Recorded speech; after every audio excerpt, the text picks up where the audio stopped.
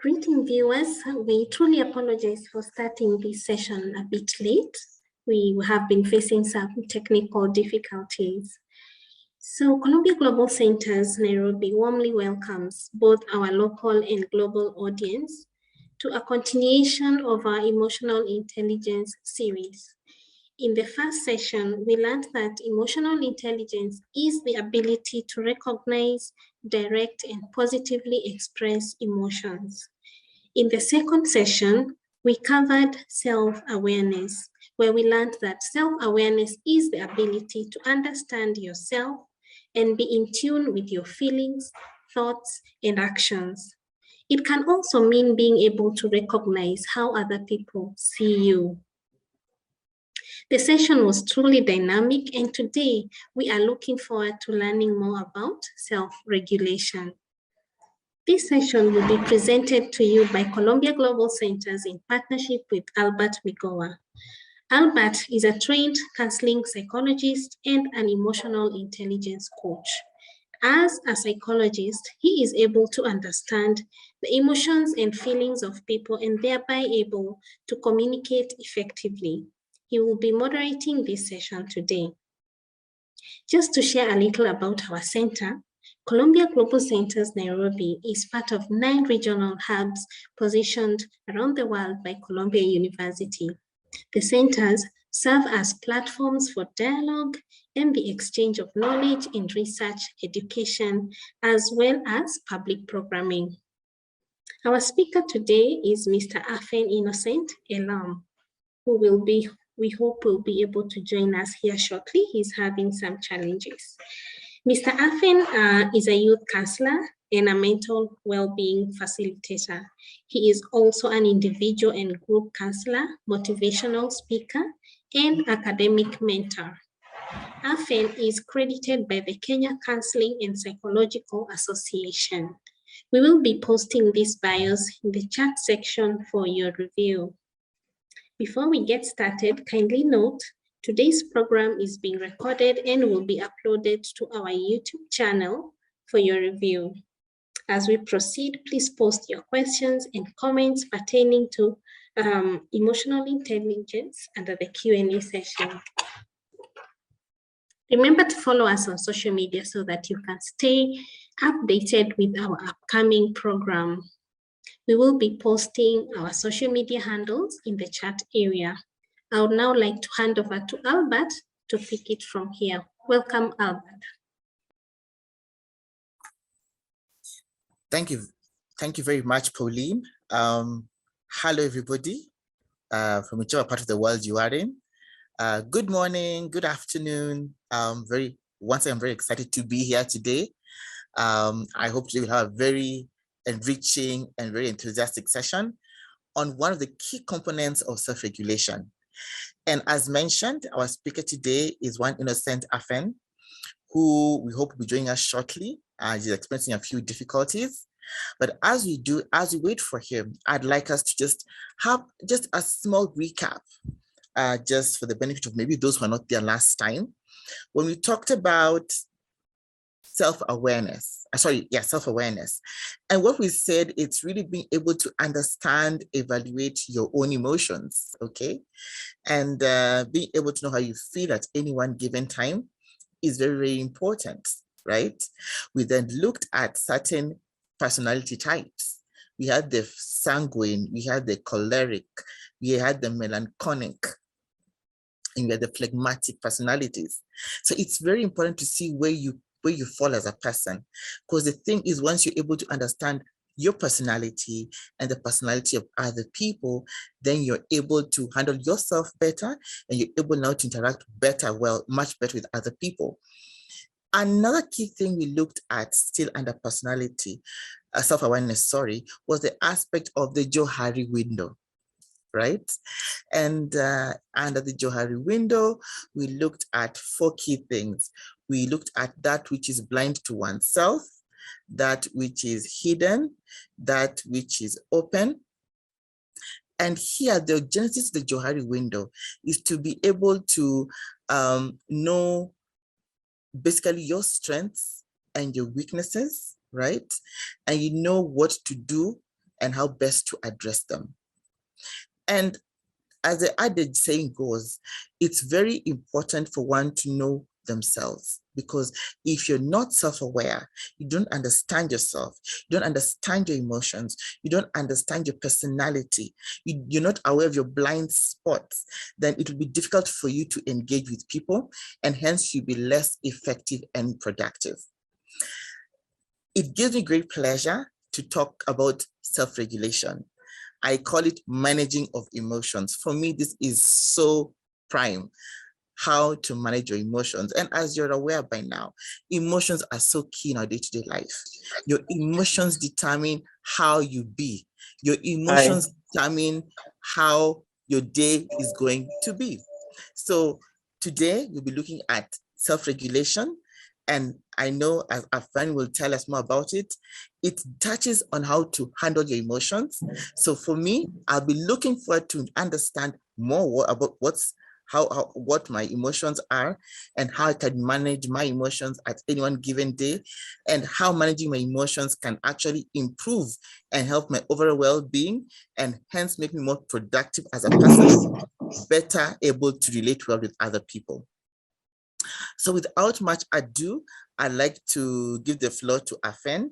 Afen, are you ready? So basically, self-regulation, it was Socrates who strongly holds that self-knowledge is the key in attaining happiness. So everyone, whether you are man or woman, all called to know oneself, because it is in knowing oneself that we grow ourselves. So if you are able to learn self-control, you can master anything in life. So self-control really helps anyone to be in charge of emotions, to be in charge of even some reactions sometimes people exhibit in life.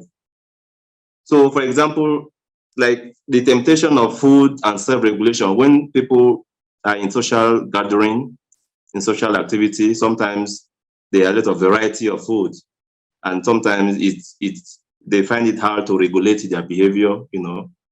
And it is in those encounters you see the true color of some people. Yeah. So understanding who you are, why you do what you do, and how you do it, and the impact this has on you and other people around you can never be overlooked. As Maxwell clearly puts it, that I have to know me to grow me. So the question is, how much do you know yourself to grow yourself and to regulate yourself? So growing oneself and regulating oneself depends so much on the knowledge of oneself. So our focus is on self-regulation, as you've earlier said, not state, not religious, not economic, and cultural regulations. It's basically personal self-regulation. So this presentation hopes to define the term self. It shall also look at what is regulation, then self-regulation. I shall also articulate some of the components of self-regulation, types of regulations, and also the various ways of self-regulations, the benefits of self-regulation, improving self-regulation, and its applicability in one's life. So, what is self? This is a person's essential being that distinguishes one from the other person, you know. So seen as object of introspection. So a self is basically divided into three basic concepts: the perceived self, the real self, and the ideal self. So the perceived self is how a person sees oneself, and others sees the person as well. So how do you see yours? How do I, as often, sees myself? Do I see myself as a person that is full of negativity in life? Do I see myself as a good person? Do I see myself as a bad person? So what is my perception about myself? That is one aspect of the self. And the other aspect is the real self. The real self is how the person really is. So the real self, sometimes people are not satisfied. At times, people are not satisfied with their real self. That's why they resort into existential guilt, like they feel they are not good enough. They feel they are failure for life, They feel they are not doing so well in life. So the possibility of depression or suicide for some people may come in. You can go to slide 8. The ideal self, what the person desires to be. So many humans tend to be unhappy because they are living in their ideal self. Their ideal self is what they really want to be, and yet they have not gone to that. So sometimes they feel they really need to be ahead of themselves, which sometimes is not possible for some people. So this brings more anxiety because they are living in the future. They are living in the future. They are not living in the now.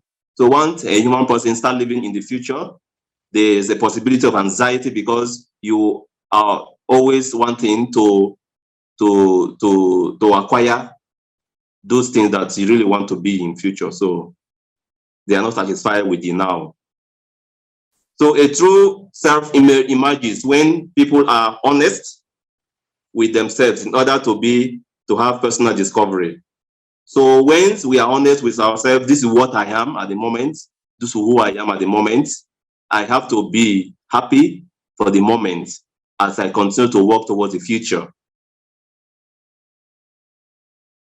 So basically, regulation is a sustained and focused control of one's life exercised by a human person over activities that are valued by the person as well as others. So regulation, sometimes we are always encouraged, to stay focused, even as we aspire to gain to a greater life, greater opportunities, to grow ourselves. But we have to sustain the now to work towards where we want to be.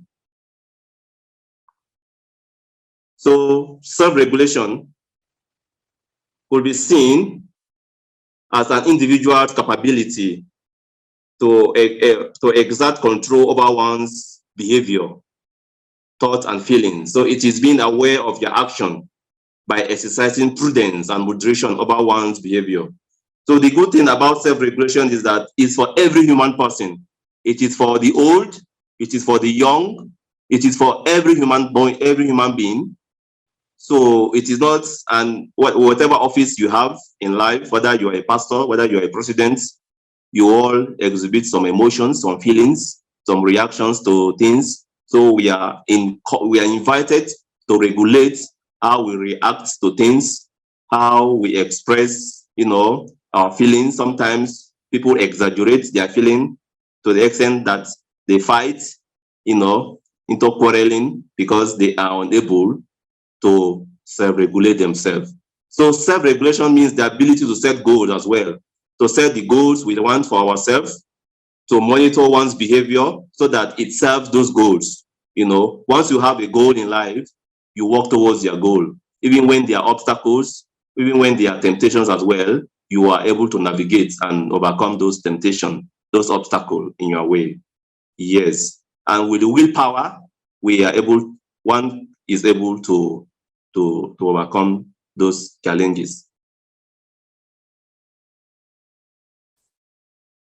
So self-regulation is connected with reflection and self-awareness. If you're not aware of yourself, how will you be able to regulate your behavior, knowing that the way I have expressed my feeling of anger in the meeting was it wasn't acceptable, Now to be able to caution yourself, to be able to evaluate those reactions you had in the event, you are coming out to have the kind of self-reflection to enable you, do better tomorrow. So the capacity of self-regulation varies among humans. You know, there are some human beings who find it hard, you know, when in terms of anger management, or when they are too excited, they roll over the ground, you know, they are unable to sustain or moderate their feelings. So some humans are unable to regulate, while the others struggle or are unable to self-regulate. Basically, we are meant to understand that there are different types of self-regulation. So research indicates that there are 3 types of self-regulation. We have the emotional self-regulation, we have cognitive self-regulation, and we have social self-regulation. So for the emotional self-regulation, this is based on our ability to calm down in the face of anger, in the face of frustration and anxiety. You know, when you are so angry, when you are frustrated in life, and when you are full of anxiety, how do you go about it? How do you cope with that emotion, you know? Yeah, so that is emotional self-regulation. In cognitive, it's about the brain. It's about your knowing faculty. So this comes down to our problem-solving skills and application of knowledge. So basically, that is about cognitive self-regulation. How to resolve issues when there are conflicts among 2 friends or families, or we are now, you know, could utilize our knowledge in order to resolve some issues in the family or maybe in your workplace. Yeah, we need the knowledge. We need the emotions to be in harmony with the reasons to be able to resolve some conflict that goes on within our society. So social self-regulations is our ability to behave well during social encounter, refraining from unpleasant comments, you know, and biases, and avoid getting lost in social encounter. For example, when people get into bad comments talking about how bad this leader is, you know, in a social event, you have to regulate what you say. You have to watch your comments, watch what you say, so that you will not cause trouble in the social event or cause trouble for yourself. And the biases, you know, like all men are bad or all women are bad. That is a bias, you know, because of personal experience you bring. Basically, there are 3 components. There are 4 components of self-regulation. Yes, there are components of self-regulation. Components of self-regulation. Good. So by components, we mean those elements, you know, that are embedded in self-regulation, which is standard. One of them is standard. It's a level or quality of a desirable kind of life that you choose to live. So personal standards are the goals a person set for oneself so as to be successful in life. You know, you set your standard and you work so hard in order to achieve those goals. And the motivation, enthusiasm to meet the standards. So the self-standard that keeps one's self-regulation alive so as to attain one's goals, you know. So once you've set the standards and you have your goal, now the motivation now will help you now to attain those goals you have based on the certain standard you have made. And also monitoring is thought or action that precedes breaking the standards. Accountability tactics. So it involves listening to your feelings. It allows you to recognize error or behavior and watches extreme reaction or to situation. So you monitor your thoughts, you monitor the way you think. Am I always negative? Am I always a negative person? You know, you monitor those behavior. Do I overreact to situations? You know, do I overreact? Even when somebody, you know, by mistake hits your head, your leg, maybe in the matatu, and you are just pouncing on that person because you couldn't monitor your feeling, you know. Yeah, some people get into overreaction that sometimes they regret at times.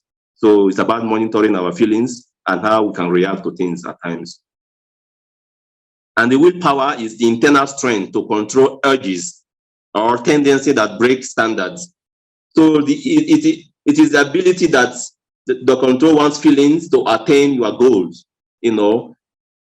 For example, standing against corrupt practices, you need the willpower to do it, you know. You need the willpower, you know, the firmness to stand against some bad practices, maybe in the school, maybe in your workplaces, maybe in the family, you know. You need that willpower, that strength to fight for what you think is good. So willpower to refrain from eating meat on, maybe as a religious person, it is a time of fasting for some religious people. So you are out there and you get tempted. There are a lot of meats at that time you are fasting. And now what do? So you still stand your ground that I am fasting, I am not going to eat this, you know, I'm not going to fight. That is my principle, to remain in that principle. It is not your habit, your principle to fight. So that willpower of saying no is very fundamental. Yes, willpower to stick to one's partner. For example, in romantic relationship, you need the willpower in really to like say, I am one partner. I am for one partner. I am not into multiple relationship, because sometimes some people they wouldn't mind. They would rather force themselves on you, but you really need to stand on your ground to say, one is enough for me. And that will call willpower. Being assertive. There are ways of self-regulations, as we know. So there are various ways of self-regulation. And one is goal setting, you know, what we intend to achieve at your workplace, relating with people, how you want to, you know, accomplish some of your tasks. Another point is self-observation, looking at your behavior in different encounter with people. How do I behave when I am in a class? You know, how do I behave when I am with my friends? Do I get carried away, or I become too reserved when I'm with other people? How do I really react to things? Self-observation. You observe yourself and you realize that this kind of action I may have done is not so good. And in that observation, you try to refrain from such a habit. It is also applies to self-monitoring, monitoring your behavior, monitoring your actions, monitoring the way you respond to issues at times, you know. Self-evaluation, looking at unhelpful things you have done and the unhelpful things you have not really done, and how has that really impacted? Have I created more meaning in people's life or not? Or am I causing more harm than good? So with evaluation, you are able to see where you went wrong, and you are able to correct yourself. And self-talk. In life, there are moments, sometimes are moments where people don't really meet their targets, people don't meet their goals, you know. Sometimes there are disappointments, sometimes there are heartbreak, obstacles, and even in failure. What do you do to yourself when you fail? You know, sometimes in a lot of negativity, you feel you are not good enough, you feel you are not good, you are not a good partner, you feel you are not a good student. So self-talk now allows you now to be able to see positivity in you, talking to yourself. Often, the way I am, you know, the way yes, I have failed, but I know this is not the end of life. I'm sure I'm gonna make it again if I try again. You know, self-talk, and the way I am full of harsh words, negative words on people. Look at that, often. You know, that is self-talk. I know. So self-talk now will challenging yourself to do better, and as well as self-instruction. You know, instructing yourself on the good things that you want to do and the negative things that you want to avoid. And the external evaluation from closest friends. External evaluation can be very helpful when you have close friends that are very positive and they're able to give you a honest and genuine feedback. You know, with that, that can really help you to grow, because they see what you don't see, as Albert clearly mentioned about the JOHARI'S window. Yeah, and that gives us a clear picture, because that we don't have 100% knowledge about our behavior, about ourselves. There are some things we know, others don't know. Some things we know about ourselves, or we don't know about ourselves, but others know. And now feedback now becomes very important to enable us see what we don't see, the blind spots. So basically, the benefit of self-regulation, you know. So self-regulation is an essential aspect of emotional intelligence. So people with self-regulation, regulating skill, we are told that they cope better when they are experiencing stress. When they are experiencing stress in life, they cope better, because they are able to regulate. For example, somebody falls into depression now, you know, and now how do I come out of this depression? Maybe one point would be to get a counselor, possibly to get a friend to share something with, you know, to share the feelings, you know, to get a better perspective, a better way of handling the situation, or stress at workplaces, or stress in the school. How do I handle this? So to be able to cope with this, sharing could help this person to live better. So it also helps us to make better decisions, because they listen to their inner voices and feelings, you know. Because when you listen to your feeling, I am angry at home today, in this morning, I'm going to work, I should watch it. I should watch the way I feel when I'm leaving home for my workplaces or to school, so that I will not transfer some of those feelings to other people around me, you know, because you are listening to yourself and you are listening to your voice within you, and to the feelings that you felt was came up maybe at home, and now you are going out there to work, to encounter other people. How do I regulate that feeling and stay professional? Even at job places, we are told that people perform better because they are in control of their feelings. They are in control of their feelings, their emotions, especially when they are being criticized. You know, always the natural tendency to deny some feedback, especially when they are negative, and it's a true reflection of a person. So when you are being criticized, how do you handle those criticism around you? So people who manage their emotions as well as control their behavior are able to deal with stress and conflict. Yeah, to be able to deal with conflicts of yourself and others, emotional management becomes very important. Yeah, because you don't have to get so entangled with somebody's or try to take sides, because this person is close to you, and now you are unable to judge in a very genuine way.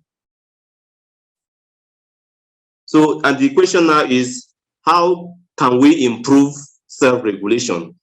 How can we improve self-regulation? Because one's attitude may either bring success or failure.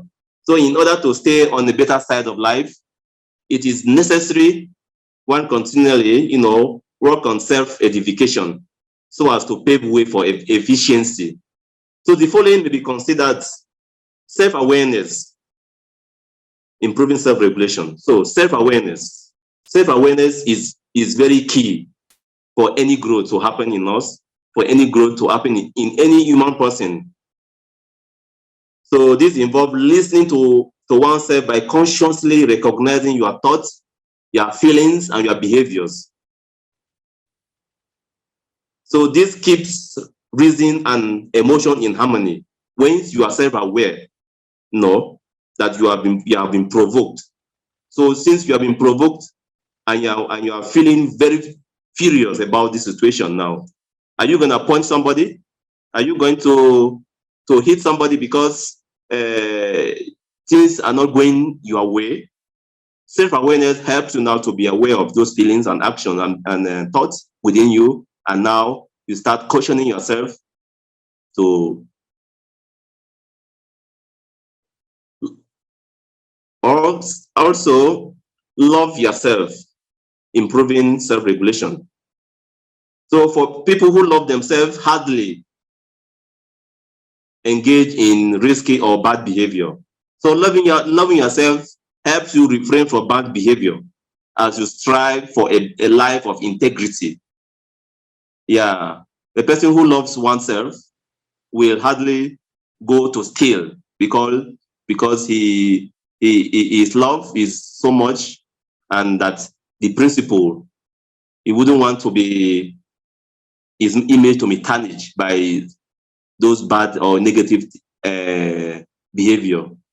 So it is very important that we keep improving ourselves, and one of them is to love yourself. Once you love yourself, you avoid some of those negative things in life. And openness. So this is being open to other people's worldview. So in the situation of shocking cultural practices, you still maintain your calm by considering different views. Yes, you are in certain culture, and they say, yes, in this culture, this is how we do it. This is how we do it. And one could stand strongly against those culture, which is not his culture. And now, how do you get to learn from other culture when you are somewhat tied to your own culture? We talk about meditation. Meditation helps us to instill some degree of calmness in us, So it also helps us to listen to ourselves in silence and allows us to reflect on some helpful and unhelpful behaviors, So meditation really calms the heart. It calms the mind and the body. That's why we are always encouraged to engage in meditation. And in meditation, you get to know your true self as well, because some of those things, possibly the skills you think you don't have, you realize in meditation, you get to know that this is what you are. And the gain of, and the psychological gain of being calm. So hold yourself accountable for unhelpful behavior. When you have done something that is not okay, that you feel that is a bad thing or a bad comment or a bad example, do you hold yourself accountable and say, this thing I have done, affirm, this thing is not okay? Saying this thing I have done is not okay. Maybe it's another way of being remorseful and even being apologetic to in this situation. And do not allow emotions dictate your life. We have to apply reasons and emotions together. When emotions are used only, they can be destructive because we allow emotions to dictate for us, we go wrong. So emotions and reasons must be in harmony. They work together. For us to make a better decision in life, our emotion and reason must be in harmony. Sometimes people are carried away by emotions. When they hear, hey, I saw the man walking with your lady, and you have concluded, hey, that is, she's cheating on you, or he is cheating on you. So without getting to know clearly, maybe it could be the brother. Yeah, maybe there is the relative, but the emotion have been carried away now. Yeah, emotion have carried, have really interfered with your reason, which will not really help you in that situation. Seeking of feedback. A greater extent of human edification emanates from genuine and honest feedbacks from families and friends. Yeah. So as Albert earlier said, the Johari window gives us some clear explanation why feedbacks are essential for us. So the richness of Johari's window may be very helpful here. So Johari's window is a framework that helps people to look, to look into themselves and how others see them, and this helps increase self-awareness as well as self-knowledge. As Socrates made it known that man know thyself. Man, human, know yourself. You know yourself. How can you improve? How can you grow in self-awareness when you don't know yourself? So Johari window is a technique, if well applied, could help people better understand themselves and understand their relationship with others. So the diagram usually looks like a window with 4 quadrants. It enhances good self-awareness. So it focuses on 3 basic realities. The Johari's window focuses on 3 basic realities, which is a shared discovery about oneself, self-disclosure, as well as self-discovery. And in that window, we are told about the open self, information about you that both you and other people they know. What you know about me and I know about myself. We have the hidden self, which is unknown to others. Information about you that you know but others don't know. And the blind self is information about you that you don't know but others do know. And the unknown self is the information about you that neither you nor other people know about you. So here in the unknown self, both in the blind self and the unknown self, we are required to go into meditation. Meditation can truly help us to reveal our true self to us. Sometimes they say through prayer for the Christians, through prayer, God reveals ourselves to us. Also, for the hidden self that we don't know, other people know, through feedback, we are able to know who we are. How can we apply self-awareness? The application of self-awareness in our life. So self-regulation opens good avenue of opportunities if well applied. Self-regulation can be put in practice in different places like homes, at workplaces, school, or social events. So for instance, one might help a team member with a piece of work to meet up deadlines, listen to feedbacks from colleagues because they feel you are always coming late and you think because you are the boss, you can't listen, Being more sensitive with affirmation in order not to provoke jealousy from other colleagues. When you are affirmed in your workplaces or in school or in the family, the world must wait or praise you, and it may take you a year before you say yes, this is true about me, and everywhere you want everyone to know that truly I am well, I am affirmed, I am the best, and somehow for those who get extremely jealous, appreciate may be affected here. But that doesn't mean that we cannot celebrate our affirmation.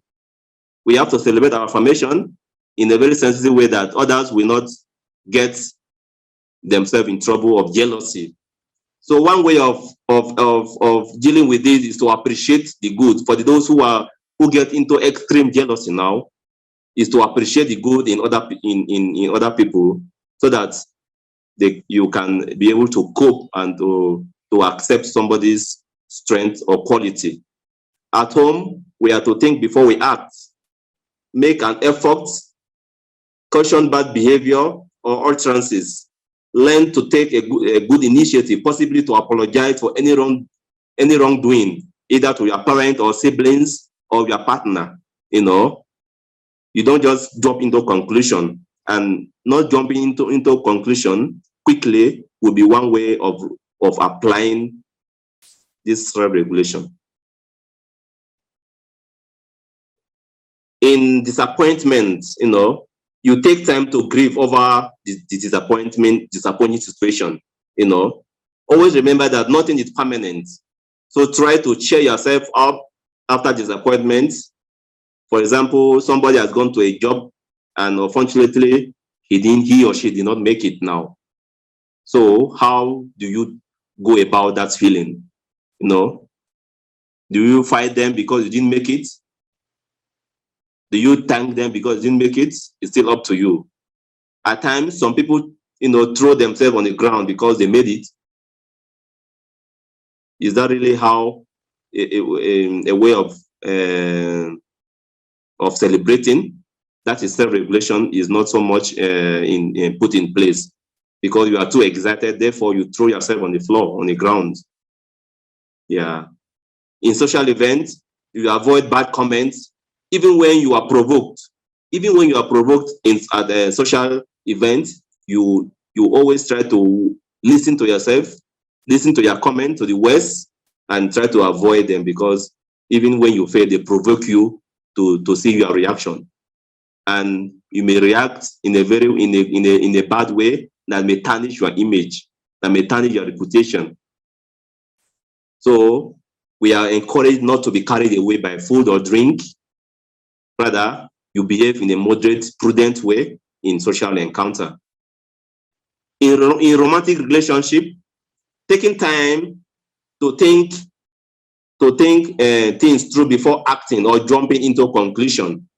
Being open in speaking about feelings and concerns, you know.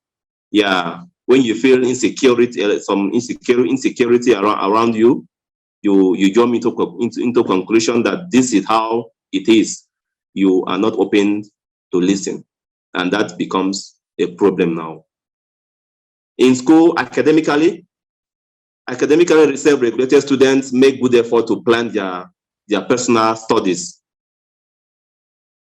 Avoid too much parties, clubbing, as well as romantic relationship, and refraining from intimidating classmates. You know, some classmates feel they are very intelligent, therefore they intimidate those who they think they are not so well academically grounded, and that can affect their self-esteem. Even as a lecturer or a teacher, wherever, a speaker, you know, you avoid intellectual intimidation.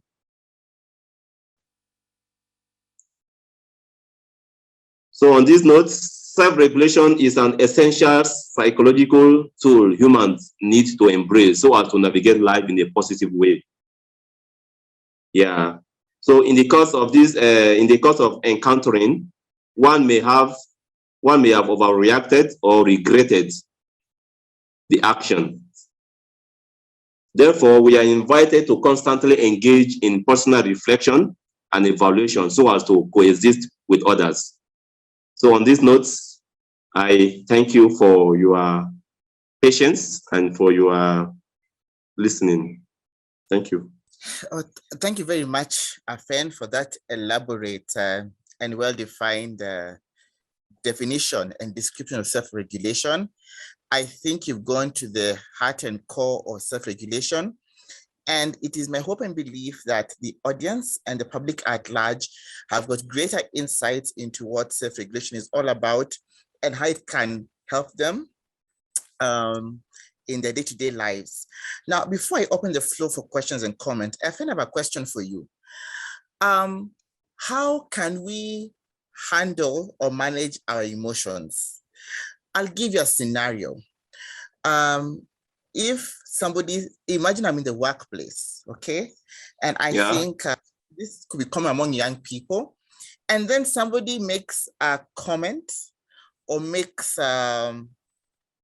either makes a comment or engages in behavior that irritates and angers me, okay?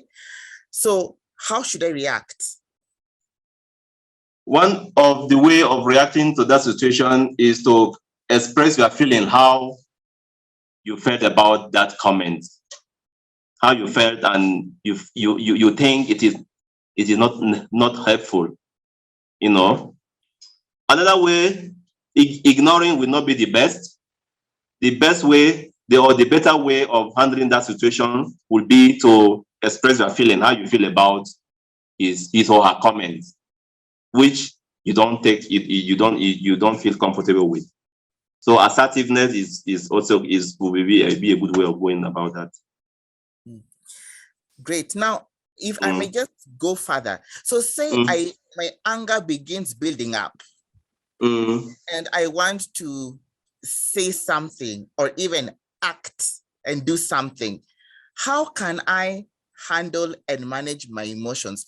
Keeping in mind, I'm in the office, and maybe the person who has done that is either my immediate boss or a senior person in management.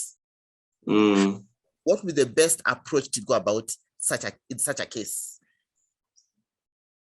Possibly, do you really have to respond immediately? Do you have to respond to your boss or immediately? Their emotional intelligence comes in place, is your boss. You know, now, do you have to react immediately?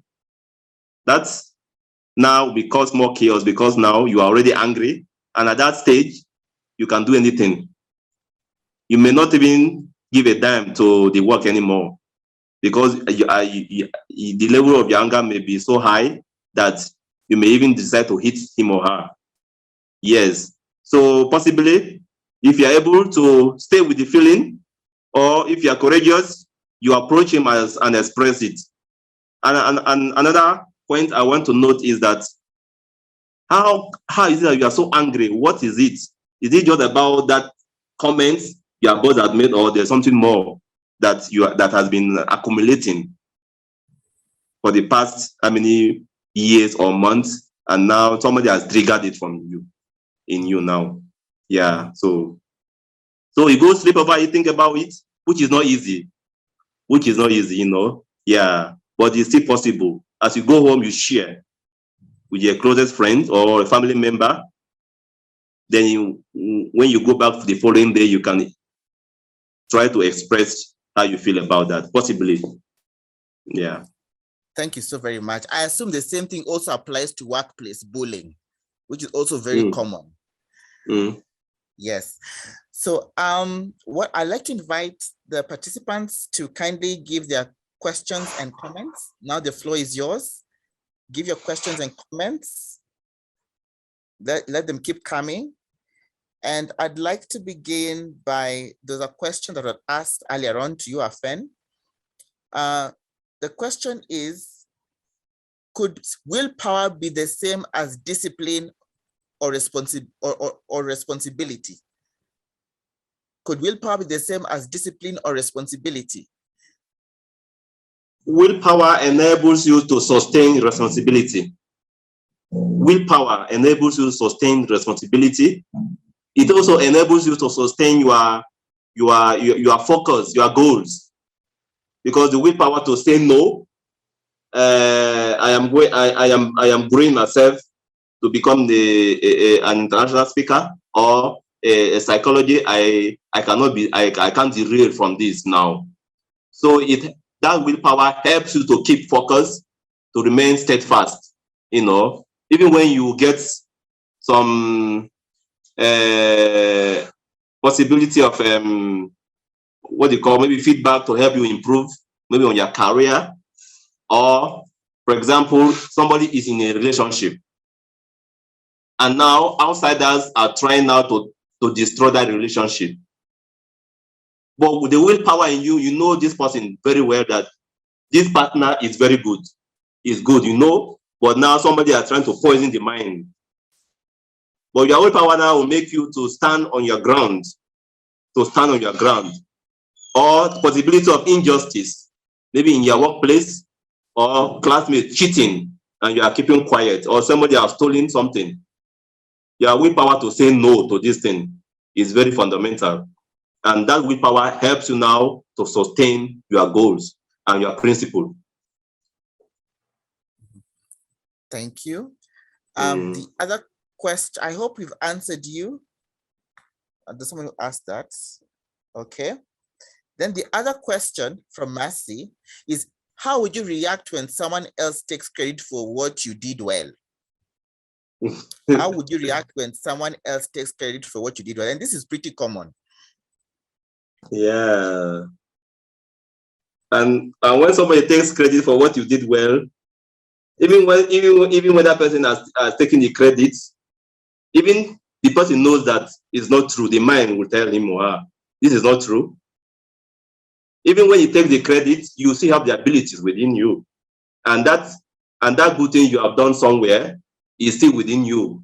It is your strength, it is your ability, it is your quality already. And that can never be taken away from you. So let him take the credit, but know that you have the quality in you already. Yes, so you can't lie to yourself, you can't lie to your mind. The mind keeps telling the person who has taken the credit that this is not true, this is not true. Yeah. So what I will encourage this person is to remain firm, as you say, that willpower. Still believe in yourself that this is you, whether you are somebody has taken that credit or not.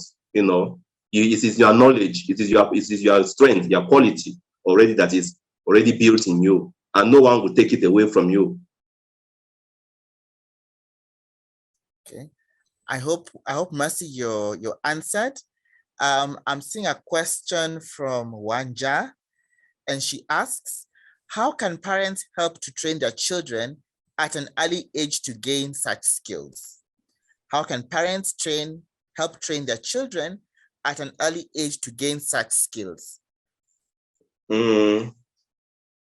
Sometimes they may have to be challenged at times. You know, you can't give them everything every time. Whatever, you can't respond to their demand every time, because let them also know that sometimes we suffer lack. You know, sometimes there are a lot insufficiency in life, and there are lacks in life. So when they grow up knowing that they cannot get everything they need at the moment, their immediate gratification, you know, they can always attain it. Let them know that there can be delayed gratification at times. Let them delay that gratification. Okay, and Wanja goes on to ask, she asks if you're in Kenya and if you can be invited to speak to young staff. Yes, he's in Kenya. And I guess, Afa, you may want to leave your contact details on the chat box. Huh? Okay. Yeah, I can, yes. Your contact. Let's have the questions and comments come in kindly. Stephen Ochieno says you're an eloquent facilitator and very organized, a very interesting presentation. Esther, Thank you. We don't do soft copy. We actually encourage people to join in on the sessions. Idena, yes, very enlightening. Okay, once again, we don't give soft copy. We encourage people to log into the session. Stephen then says, if you die out of excitement, then that is joyful death. That's a happy soul. Very interesting, Steve. Mercy, accepting one's weakness is the way towards self-awareness and hence self-regulation. Interesting way of looking at it. Yeah, very good. I would like to really thank Afen for his presentation once again. I'd like to apologize about the PowerPoint. Sometimes technology fails us, but we always try our best to handle it. I would like to leave us by telling us this. Remember, self-regulation is a skill. So it is something that will be learned over time. But just like any other skill, the trick is to practice, continuously practice it. Because the more you practice it, the more you internalize it, and the more it becomes part and parcel of who you are. And we are now on a journey to becoming more emotionally intelligent. We have looked at self-awareness. Now we've looked at self-regulation.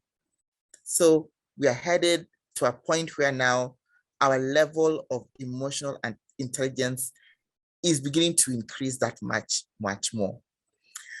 Without much ado, I'd like to give the floor to Sandra to give her closing remarks. Over to you, Sandra. Thank you. Thank you very much, Albert. Thank you, Afen, for being here with us today. Thank you for sharing invaluable insights. My greatest takeaway today has been that not every action requires a reaction. Each time we come to these sessions, I'm able to learn something new. And today, I think that has been my greatest takeaway. No matter what, you don't need to react to everything. So for those who are asking about the slides, as Albert has said, you cannot get the slides back, but please subscribe to our YouTube channel. If there's any point that you missed, you can rewatch this session again. I have reposted our handles in the chat box, and we can't wait to see you again in our next session. Thank you so much for availing yourself today. Bye. Thanks. Goodbye. Bye, everyone. See you next.